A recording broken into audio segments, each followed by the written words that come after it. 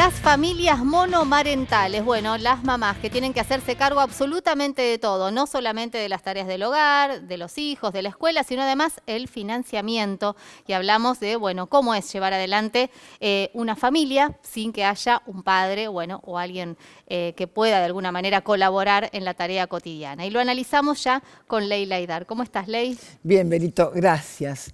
Esto surgió a raíz, independientemente de que todos sabemos cómo viven estas mujeres, hay una cuenta en Instagram que es muy interesante porque ahí uno puede leer todo lo que les está pasando, que se llama familias.monomarentales, ¿no? A ver qué pasa. Todas conocemos una amiga, una compañera de trabajo o hasta un familiar que se ha separado y que le toca maternar sola, ¿no? En situaciones que a veces no son las ideales. Pero ¿qué pasa cuando además de tener que maternar sola, surge la posibilidad o la imposibilidad de no tener dinero? ¿Por qué no tienen dinero? Porque ese padre se borró, desapareció, porque no quiere hacer aportes, porque dice que no tiene, porque dice que no gana, porque, bueno, hay una realidad. Esos niños que tienen esa mujer a cargo tienen que comer todos los días. No hay excusas, esa madre no puede poner excusas.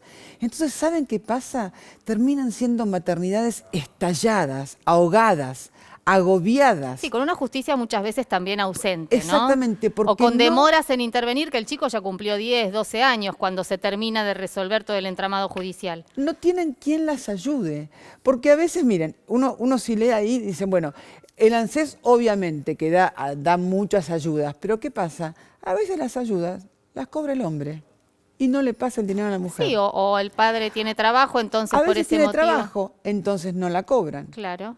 Entonces se empiezan a dar un tipo de situaciones que las mujeres a veces dicen, bueno, voy a cobrar el SUAF, pero resulta que le aumentaron al marido el sueldo, entonces ya no lo cobran. Sí, sobre todo teniendo en cuenta que a veces una familia puede ser monomarental porque la mamá resuelve tener un hijo sola por inseminación, por alguna otra alternativa que por suerte la ciencia nos ha acercado, pero bueno, cuando la decisión de tener hijos es de dos personas, bueno, la responsabilidad también debería ser de dos personas. Claro, no es justamente este caso de estas mujeres que en realidad están padeciendo porque hay un hombre que decidió no hacerse cargo, que sin embargo sigue teniendo derechos sobre esos hijos. Esto es lo lamentable. Sigue teniendo derechos sobre los hijos, pero no cumple con ninguna de sus obligaciones. Esto es lo increíble. Entonces son mujeres que están, mira, sin cuota alimentaria, porque no se la pasan. Sí. Con un trabajo precarizado, 1 o 2 trabajos para poder sostener a esa familia, ¿no? Ese grupo familiar. Exacto. Con las tareas de cuidado a cargo. O sea, terminan de trabajar y tienen que ir a la casa a seguir trabajando.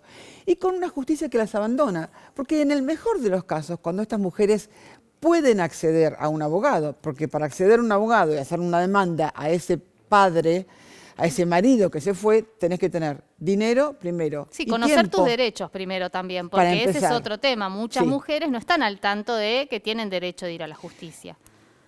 Conocer los derechos. Una vez que los conoces, tener dinero, ¿no? Y después tener el tiempo. ¿Y saben qué pasa? A veces hasta la justicia, que generalmente es injusticia, falla a favor de ese niño y de esa madre. Pero, ¿qué pasa? Pasan en la cuota 2 o 3 meses y dejan de pasarla. Entonces esa mujer tiene que ir de vuelta, tiene que volver a pagar un abogado. Entonces, ¿saben cómo termina la historia? Que esa madre termina criando solita y con su alma como puede a todos esos niños. Entonces lo que decimos siempre es que cuando hay políticas públicas sin perspectiva de género, no sirven para nada, porque las que más sufren la pobreza son las mujeres.